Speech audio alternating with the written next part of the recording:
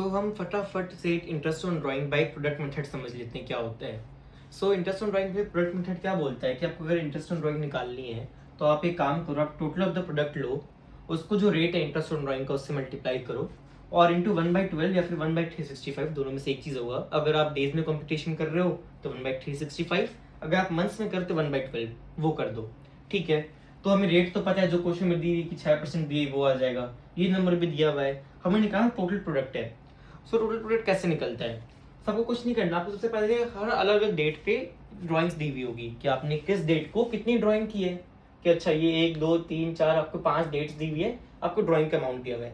फिर आपको एक स्टेप क्या करना है कि आपको निकालना है टाइम कितना बचा हुआ है उस ड्राइंग के बाद, मतलब क्या कि उस ड्राइंग पे कितने महीने का इंटरेस्ट चार्ज होगा। कि अच्छा अगर 1 अप्रैल को ड्राइंग की है तो पूरे 12 महीने का इंटरेस्ट चार्ज होगा 12। अगर 1 मई को की है तो पूरे 11 महीने का। सिमिलरली अगर 1 जुलाई को 9 महीने का, 1 नवंबर को तो 5 महीने का इंटरेस्ट चार्ज होगा। और अगर 31 मार्च को ड्राइंग की है तब कितने महीने का इंटरेस्ट चार्ज होगा? 0, क्योंकि साल तो उसी टाइम क्लोज हो जाता है। करेक्ट। फिर आपको क्या करना है, फिर आपको ड्राइंग इनटू टाइम लेफ्ट करना है।